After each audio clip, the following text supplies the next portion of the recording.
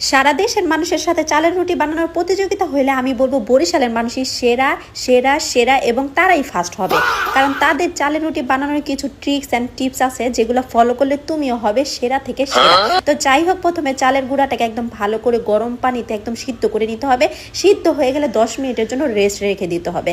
10 minute পর সুন্দর করে অল্প অল্প করে ভাগ করে একদম সুন্দর করে মথে মথে মথে মথে জিনিসটাকে এরকম বানিয়ে ফেলতে হবে, একদম গোল আকৃতি এবং লম্বা। তারপর তুমি একটা বড় সুতা নিবা, সুতাটা এক পাশ হচ্ছে পা দিয়ে আটকে রাখবা, আরেক পাশ দিয়ে হচ্ছে সুন্দর করে ঘুরিয়ে ঘুরিয়ে চালের গোলাটাকে একদম পাতলা পাতলা করে কেটে নিতে হবে।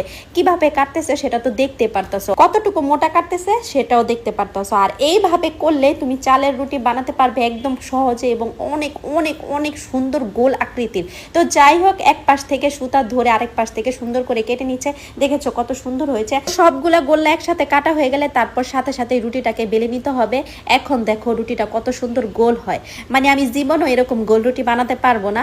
আর যারা আমার মতো রুটি বানাতে পারো না তারা কিন্তু এই ট্রিক্স এন্ড টিপসটা ফলো করবে। এখন থেকে আর চিন্তা করো না, চালের রুটি একদম পতপত করে বানিয়ে পতপত করে জামাইকে খাওয়াবে। তাওয়াতে ছেঁকে নিবে, এটা হচ্ছে বরিশালের একটা বিশেষ তাওয়া। এই তাওয়া দিয়ে তারা রুটিগুলো একদম ফুলা ফুলা বানিয়ে থাকে। তো যাই হোক, রুটিগুলো কত সুন্দর ফুলেছে। ফোলা হয়ে গেলে দুই পাশ থেকে চাপ করে তারা হচ্ছে টুপি রুটি বানায়। আর বরিশালের মানুষটা কিন্তু এইভাবে টুপি রুটিই খায়। তো যাই হোক, তারপর এখন রুটি বানানো হয়ে গেলে একদম হাঁস দিয়ে খাবো, কি যে মজা।